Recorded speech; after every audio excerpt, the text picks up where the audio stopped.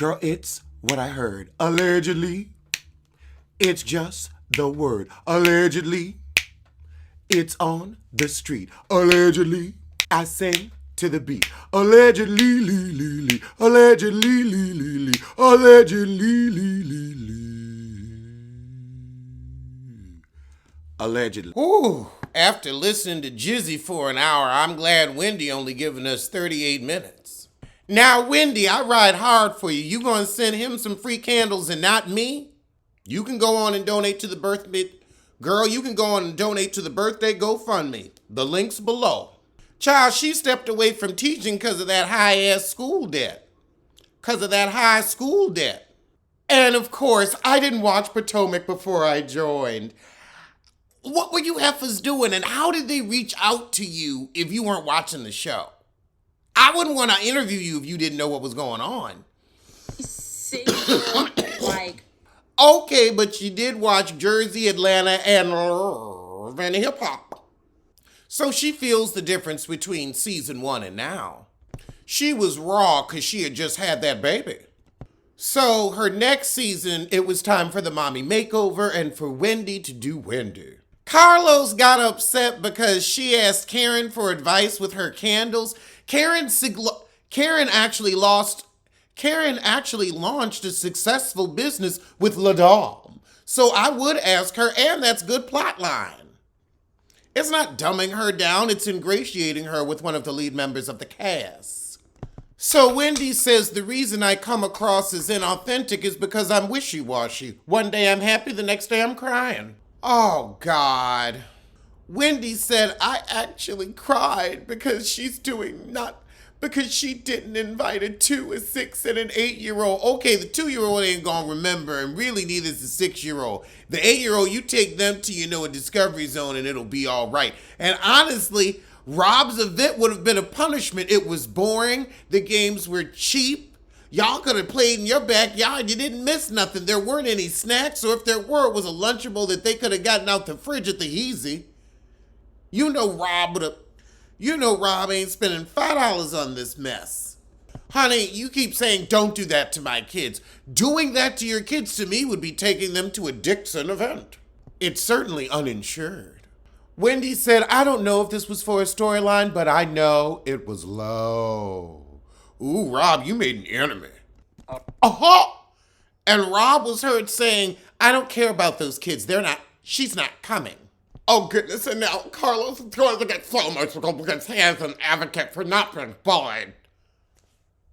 Girl, I'm sorry, I'm an advocate for kids not going to shitty events with spoiled sandwiches. You know she ain't have no ice. Had them kids drinking out of a hose. Tap water. Oh my goodness, you really tearing up. You saw the episode. Ain't nothing to tear up over. They didn't get to have a shitty afternoon and be filmed like pawns. Oh, please, effers. Oh, why couldn't they say... Wendy said it would have made more sense for Juan to call Eddie and ask Eddie to bring the kids. Or what about Juan? Or why couldn't you just invite Juan? Invisible Juan. Of course not. Juan. Juan wasn't even in play. Not an option any day. Okay, now we're getting to the skirmish at Penelope Thomas Bailey's Bar 1 in Miami. She says it came out of left field and to pay attention to Karen's face, and they had just gotten there. Carlos said, do you think you could have been diminished as an educator because of this moment where Mia threw a drink on you? No, because she didn't throw the drink. She said, I didn't react because I wasn't throwing away my bright future. She said, but unlike with Monique, they don't have the same energy for Mia. They don't want her off the show. They're not saying, oh, this isn't what we do and I just can't be around her and this isn't how we handle things. I see it. She said some people like Rob. She said Rob and a few others are trying to ice her out. Oh my goodness, Carlos says, I now understand you as a full woman, a full entrepreneur, a full cast member, a full. You're full of it. And that was the shit. Ugh. So I'm going to see you soon for something. All right, now let's check in with Rob Dixon and Gabrice on their little podcast where they talk about the aftermath of BravoCon. Rob's upset that Gabrice got all kind of energy and she's sluggish, but you always sluggish. Your friendship is like a slug and a boll weevil, two common garden pests. The reasonably shady moment is Gabrice took the Acela, and normally in first class she gets a one-seater. And I don't know why you whisper in first class like Bravo don't expense your ticket. And you're in the DC area, so taking the train is smart. She was sitting next to some lady on this specific trip. Oh, and she kept yawning. Well, let the heifer sleep. Oh, she wasn't covering her mouth, so you had to smell that. Sounds unpleasant. They said it was 10,000 people at the Javits Center every day. That's impressive. They got called out at the Watch What Happens Live because of their podcast. They ain't talking about nothing. They ain't said nothing about the show. They ain't dropped no tea, and they certainly ain't made it interesting. Oh, Gizelle said that Dubai was boring, and she had to address it with the Dubai girls. Well, you would throw a rock and hide your hand, heifer, so I'm not surprised Andy held your feet to the fire. I just wish he'd do the same for the white heifers on Beverly Hills. Oh, one of the summer house people was walking around barefoot going in and out of the bathroom. They ain't gonna tell us her name though because they don't want to get in trouble with the network. I want to know who's the skank hoe. Rob says I always have some slippers because you know I don't like a heel. I could see you maybe lasting a day in a heel. But no, Rob gotta have a flip-flop like Peppermint Patty. So they had a reasonably shady booth at BravoCon, and people were waiting 2.5 hours for Rob to show up, but of course she was back at the hotel napping. Really? Y'all were waiting 2 hours to see Rob Dixon? I wouldn't wait 2 minutes for a late butt. Aw, Rob said, I felt like Michael Jackson walking through the crowd. Everybody wanted a picture. I mean, it would be a feat to get a picture with the most do-nothing housewife of the franchise. They said this was a nice balance because they get a lot of hate on Twitter, and it was good to see some people that want to look up in their dry-ass faces. Well, woo-hoo for you. They said, we tell Candace, who's obsessed with Twitter, that there are people that actually like her, but there aren't. I don't know why you lie to that little girl. Virginia, ain't no Santa Claus. And Candace, ain't no fans. Just because they was nice in your face don't mean they ain't gonna talk behind your back and trash you on Twitter. They just as two-faced at it as you. Oh my goodness, there are people that watch our shows whose opinions aren't skewed by social media. Our opinions aren't skewed by social media. Our opinions are skewed by the shit you show. Are you for real? I talk about what I see on the screen. I talk about the episode as I watch it. I'm not looking to social media for my opinion of you losing Juan's money. I can make that up all by myself. I don't need social media for that, and neither do most Bravo fans, as you say. Oh, now they have their little fan moments. One fan named their cat after Gizelle, and that's appropriate. Rob said it's because you got cat eyes. I can see it. I think it's more because you're lazy. You lay around.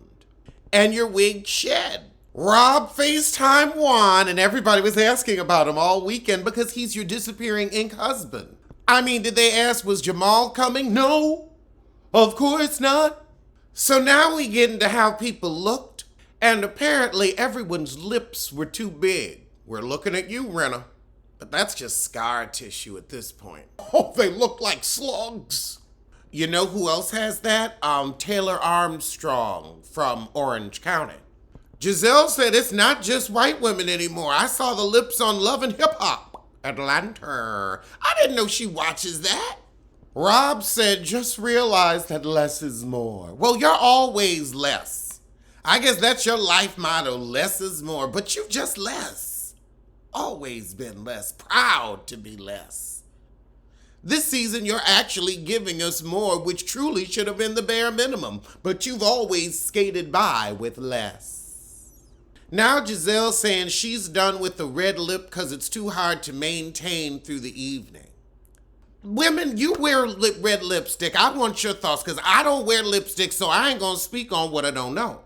Maybe you just got some cheap makeup. That sounds like cheap makeup to me. I don't know. How would one color be more difficult to maintain than another? Like, wouldn't it all matter with the lipstick? Like, if the lipstick fades, it don't matter what shade you bought it in, it's still gonna fade? Unless you're doing like a chapstick or something, and even then you gotta reapply. I don't know. Get in the comments. Get in the comments. Let me know. Because I love a bold red lip. I never thought it was difficult to maintain, but I've never heard a red lip was difficult to maintain. I've never heard that. I've heard some hairstyles are difficult to maintain, but never a red lip.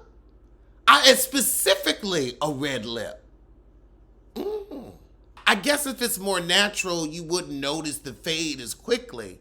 Rob gonna say red lips make you look older. No, honey, that hard 40 is making you look older. That's what's making you look older. You've been putting on these brassy red wigs and they sure ain't giving you fountain of youth. So yeah, maybe you need to stay away from red. But I don't know if it's the color or just that hard 40. That hard 40. They did a Watch What Happens live with dynamic duos and they got to know why Sutton and Garcelle are friends and they think Sutton's a hoot. I could see her being a hoot. Oh, Rob forgot she was shucking her caps at the event, so she couldn't take the Acela and had to drive. I guess Gizelle would have had to do the same thing, but she doesn't have every hue anywhere to sell. Oh, Lord, Rob said, but right after BravoCon, I had to go to a parent-teacher conference where my kid got a 55 on a math test. Now, why you gonna put their business in the street? Oh my goodness, imagine your mama telling everybody on her podcast that you got a 55 on your math test and Gizelle said 55 out of 100? That was a save, like, no, 55 out of 75. It was, they're doing fractions or something, trying to save them.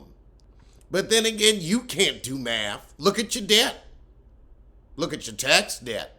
Lord, so now they doing another live show in New York City at the City Winery. Okay, I want to know who owns City Winery because the Housewives of Potomac always doing something at a City Winery. Candace is always performing at a City Winery. Let me see if I can get booked to the City Winery. Maybe we could give y'all a little pop roast live. So somebody sent them a letter cussing them out for doing an episode on astrology. And I mean, sir, if you didn't like the episode, you could have turned it off. It's not like you gotta listen so other people don't have to, like myself. I'm out here just suffering through thick tongues day in and day out. Well, that was the shit, but I'ma see you soon for the Watcher. Or maybe Bill Collective. Alleged what? Alleged who? Allegedly, allegedly. Don't blame, don't sue. Allegedly. Allegedly. Allegedly.